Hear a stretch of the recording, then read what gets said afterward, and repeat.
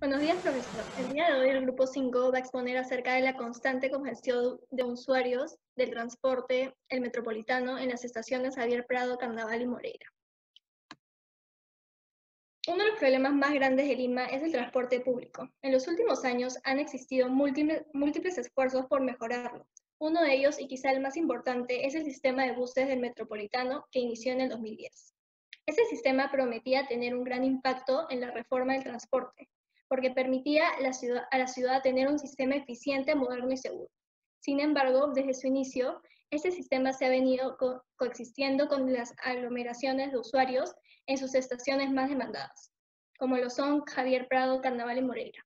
Esto se debe al producto de una deficiente coordinación entre sus agentes, quienes son Protransporte, los encargados del planeamiento, control y distribución de los buses, la Municipalidad Metropolitana de Lima y las empresas concesionarias, que están encargadas de la operación.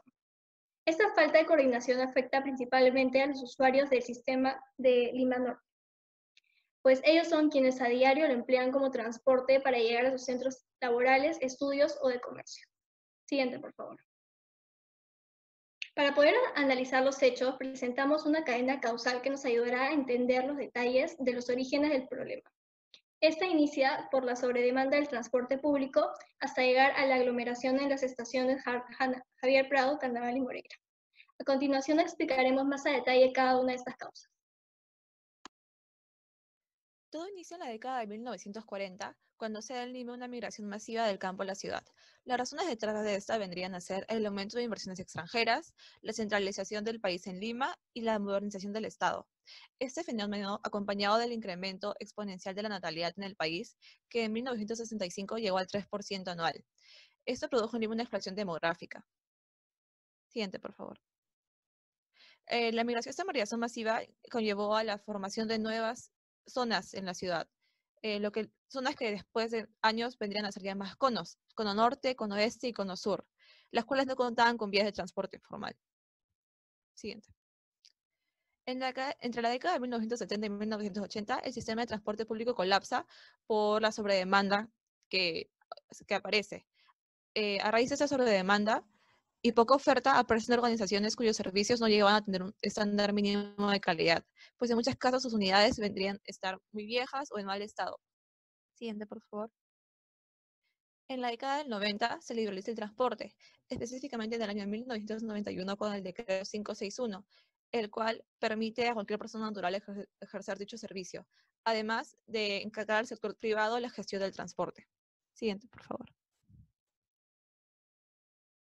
Debido a todo este problema de transporte público, en el año 2002, cuando el exalcalde Alberto Andrade Carmona participaba para las elecciones municipales de Lima, propuso Limabús. Este es un proyecto que está en Curitiba, en Bogotá, y él lo quería plasmar aquí en Lima para que sea un transporte mucho más fluido y eficiente. Esto no se concretó debido a que no ganó las elecciones municipales, pero en el 2006 lo ejecuta el exalcalde Luis Castañeda Locio, ¿no? Llamándolo el Metropolitano, mediante que la Municipalidad de Lima, como objetivo estratégico de hacer de Lima una ciudad moderna, segura, competitiva, sostenible e integrada al mundo globalizado, es por ello que declara el transporte público de la ciudad como el sistema prioritario de la movilidad urbana, encargando al Instituto Metropolitano Protransporte de Lima, Protransporte, la ejecución del metropolitano, y por eso que en el 2010 es donde se inicia ya a movilizar a la persona de Lima. Pero, ¿qué nos brinda el metropolitano? Siguiente. Los beneficios que brinda el metropolitano en cuanto a su infraestructura de estaciones son 35 intermedias, una central subterránea y 2 terminales de transferencia conectando de norte a sur a 18 distritos. Los beneficios que da a los usuarios es el ahorro de tiempo, seguridad, ser inclusivo, tecnología, ya que son modernos y no contaminan al usar gas natural vehicular. Por otro lado, también lo que es el mobiliario urbano, lo que hace es mejorar la vista de Lima. En la imagen se observa a Lima o a la vía expresa antes del metropolitano, con carrocerías viejas y un desorden. Y después, ya con la implementación del metropolitano, se ven las pistas mucho más modernas, nuevas y carros modernos. Siguiente. Bueno, a pesar de que, si bien el servicio ofrece ciertas innumerables cantidades de beneficios para sus usuarios, a la larga desde su funcionamiento ha tenido presentando ciertas fallas notables como es la falta de unidades. Esto ocasiona de que al haber menos unidades, las frecuencias de espera en cada una de las rutas sean mucho más largas. Y al ser las frecuencias mucho más largas, se generen más colas, porque hay gente esperando mucho más tiempo por subir a un determinado servicio. Y a raíz de las colas más largas en un espacio reducido fijo, las aglomeraciones van a ser cada vez más frecuentes. Podemos poner como ejemplo el caso de la estación Javier Prado, en la cual la frecuencia de transporte de cada uno de los buses es de aproximadamente 2 a 4 minutos. Este es un estudio realizado por Manrique y Pacheco en el 2020. Y la frecuencia recomendada por el Instituto para el Transporte es de aproximadamente 1 a 1,5 minutos, lo cual nos da por entender que la frecuencia del metropolitano no es la adecuada. Y al haber una variación notable entre la frecuencia recomendada y la frecuencia real, hace que los usuarios tengan que estar más tiempo en las estaciones y por ende se generan aglomeraciones.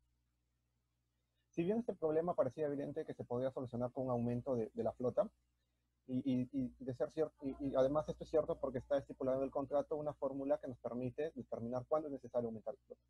Esta fórmula se llama el coeficiente de pasajeros por bus equivalente por día laborable, que se calcula de manera mensual en base a la cantidad de usuarios que usan el sistema, los días laborables y la flota disponible. En este coeficiente se supera el valor de 1935, pero Transporte está en las facultades para exigir a los concesionarios un aumento de la flota. Pero, ¿cuál es el problema? Este coeficiente, nosotros hemos realizado un cálculo en base a los datos abiertos de Transporte y hemos notado que prácticamente desde el inicio del sistema, este coeficiente ha sido sobrepasado, lo cual nos indica de que el sistema necesita una flota prácticamente desde que inició la operación, aumento de flota. ¿Pero por qué no se da el aumento? Porque si bien Transporte reconoce que hay una falta de unidades, los concesionarios aseguran de que no están obligados a un aumento de flota, puesto que el sistema aún no ha iniciado sus operaciones formalmente. Está en una etapa de preoperación desde 2010. Y asimismo porque el cálculo de este coeficiente se realizó en función de las validaciones diarias y no de la cantidad de usuarios únicos que emplearon el sistema durante un determinado mes. Otro problema añadido a esto es el planeamiento deficiente del sistema. Este planeamiento es deficiente no solo a nivel de estaciones, sino también de gestión de los buses y de las rutas disponibles. ¿Por qué decimos esto? Porque, por ejemplo, en un mismo embarque hay una desproporcionalidad entre el número de rutas que utilizan ese embarque y la cantidad de embarque disponible. También porque hay una desproporcionalidad entre las frecuencias en un mismo embarque. Al haber diferentes rutas en un mismo embarque con diferentes frecuencias y compartiendo el mismo espacio, hacen que ciertos usuarios que tienen esperas más largas dificulten el acceso de aquellos usuarios cuyas frecuencias de sus buses son mucho más rápidas. Y otro punto adicional es que la capacidad de las estaciones ha sido rápidamente alcanzada. Según Lino La Barrera, ex asesor del Ministerio de Transportes, el metropolitano se diseñó para 750.000 usuarios, pero en 8 años su capacidad ya está siendo prácticamente llegando al límite. Como ejemplos podemos mencionar el caso de la estación Carnaval y Moreira, que es parte del estudio, en la cual inició sus operaciones con una capacidad para 10.000 pasajeros al día y se realizó en el 2014 una ampliación a 20.000 pasajeros. Utilizando los datos de transporte, hemos calculado el promedio de validaciones diarias en esta estación a lo largo de un mes, desde el primer mes completo de operación, en julio de 2010, hasta el último mes antes de la pandemia del coronavirus, y observamos que prácticamente desde que inició operaciones, la capacidad de esta estación ha sido sobrepasada. Si bien se realizó una ampliación en el 2014, como ya lo hemos mencionado, esta capacidad está próxima a llegar al límite. En el caso de la estación Javier Tocado, su problema más recurrente es que en un mismo embarque se ofrecen múltiples rutas a la vez, y esto genera congestión porque los usuarios tienen esperas distintas compartiendo un mismo espacio. Además, otro factor que también forma parte de las aglomeraciones es la alta oferta laboral en las zonas aledañas a las estaciones Javier Prado y Carnaval y Moreira, que como se puede observar en el mapa de Google Maps, las empresas corporativas como Torre Interbank, BBV San Isidro, Scotiabank Perú, Banco de Comercio, Torre Vice, Pacífico Seguros y diversos otros, todo esto hace que la zona de influencia de la estación sean altamente atractivas para el mercado laboral y por ende se produzcan más viajes a esta zona y que según Perú 21 se hacen largas colas de buses entre las 8 y 9 de la mañana debido a estas empresas ya mencionadas, a estas estaciones aledañas. Siguiente, por favor.